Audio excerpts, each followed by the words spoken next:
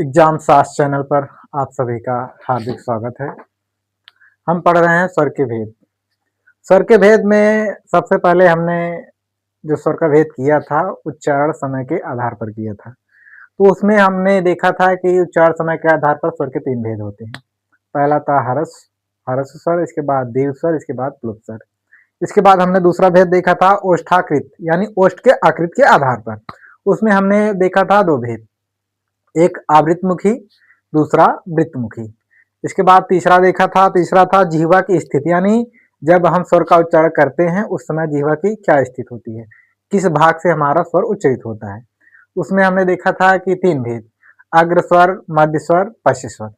इसके बाद कल हमने देखा था मुखाकृत के आधार पर, यानी मुख के आकृति के आधार पर। उसमें हम देखे थे विवृत स्वर, इसके बाद अर्धविवृत स्वर, इसके बाद समृत और अर्धसमृत, उसके 4 भेद किए थे। आज हम देखेंगे उच्चारण स्थान के आधार पर और मुख के मांसपेशियों के आधार पर। सबसे पहले देख लेते हैं उच्चारण स्थान के आधार पर स्वर के भेद।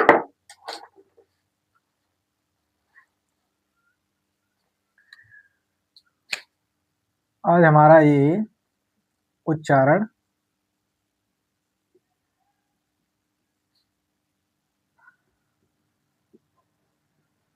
स्थान के आधार पर, आज उच्चारण स्थान के आधार पर देख रहे हैं। सबसे पहले हम देखेंगे उच्चारण स्थान, यानी जो हमारे 11 स्वर हैं वो मुख के किस किस भाग से उच्चरित होते हैं, यानी किस भाग से बोले जाते हैं। आज वही हम देखेंगे। जो हमारे 11 स्वर हैं वो मुख के किस किस भाग से बोले जाते हैं।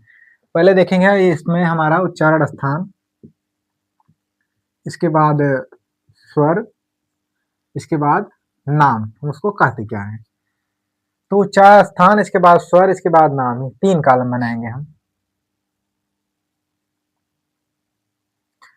पहला हम देखेंगे जो हमारा ह्रस्व आ और दीर्घ आ है। ये हमारे दोनों स्वर हैं, ह्रस्व आ और दीर्घ आ। ये जो इनका जो उच्चारण स्थान है वो हमारा है कंठ। ये जो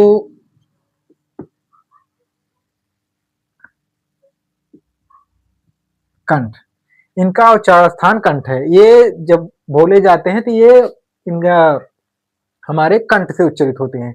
ये मुख के हमारे कंठ भाग से उच्चरित होते हैं। इनका और इसका नाम जो है वो कंठ है।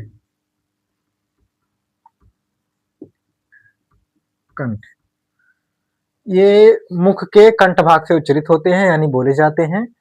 हमारा ह्रस्व आ और दीर्घ आ ये हमारे कंठ भाग से बोले जाते हैं और इनका नाम जो है कंठ है। इसके बाद देखेंगे ह्रस्व ई और दीर्घ ई। ह्रस्व ई और दीर्घ ई, इसका जो उच्चारण स्थान है वो हमारा है तालु। ये मुख के तालु भाग से बोले जाते हैं और इनका जो नाम है वो तालव्य है।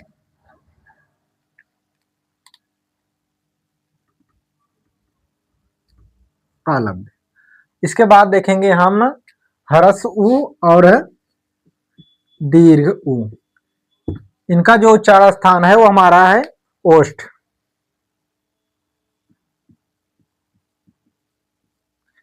और इनका नाम जो है ओष्ठ।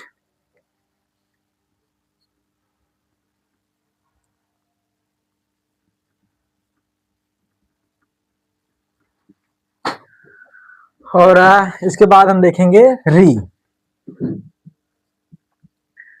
इसका जो उच्चारण स्थान है, इसका उच्चारण स्थान हमारा मूर्धा है। री का जो उच्चारण स्थान है वो हमारा मूर्धा है और इसे हम मूर्धन्य के नाम से जानते हैं।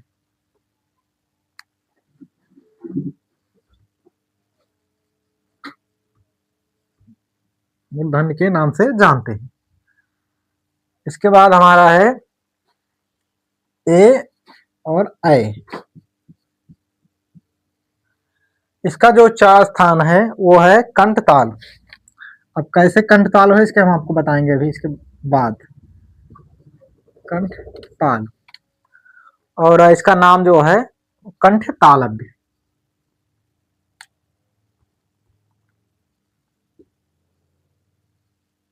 कंठ तालव्य। इसके बाद हमारा ओ और औ, ओ और औ, इसका जो उच्चारण स्थान है वो कंठ ओष्ठ है।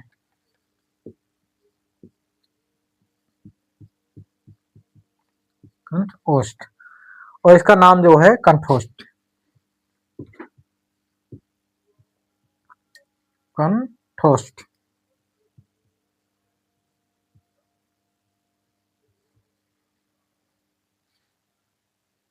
और हम देख रहे हैं उच्चारण स्थान के आधार पर स्वर के भेद। हमने 3 कॉलम बनाया, पहले में उच्चारण स्थान, इसके बाद स्वर, इसके बाद उसके जो नाम है जो बुलाए जाते हैं। तो सबसे पहले हमने देखा ह्रस्व और दीर्घ आ।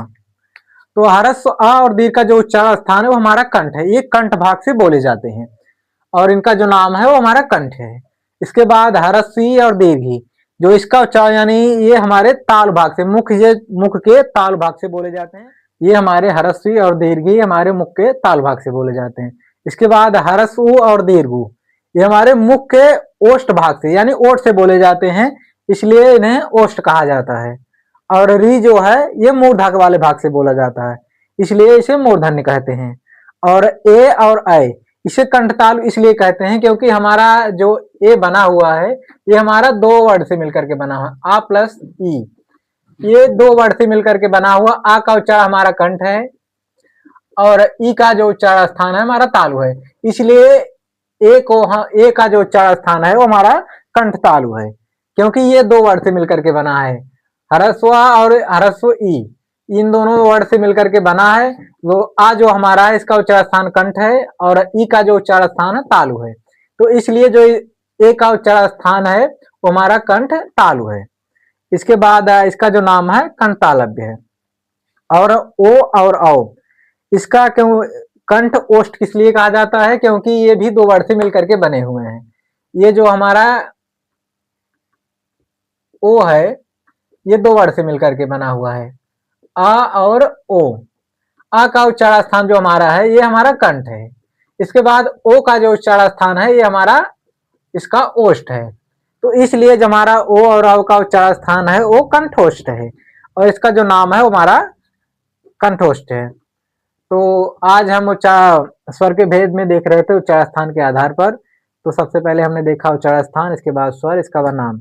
तो ह्रस्व ई और दीर्घ ह्रस्व आ और दीर्घ आ का उच्चारण स्थान हमारा कंठ है, तो इसे कंठ कहा गया। और ह्रस्व ई दीर्घ ई का जो उच्चारण स्थान है वो तालु है, इसलिए इसे तालव्य कहा गया। और ह्रस्व दीर्घ ऊ का उच्चारण स्थान ओष्ठ है, इसलिए ओष्ठ कहा गया। और री का मूर्धा है, इसलिए मूर्धन्य कहा गया। ए ऐ 2 वर्ड से मिलकर के बने हुए हैं, आ प्लस ई से, इसलिए इसका कंठ प्लस ताल, तो कंठ ताल से इसका उच्चारण स्थान है, उसका नाम भी कंठ तालव्य है।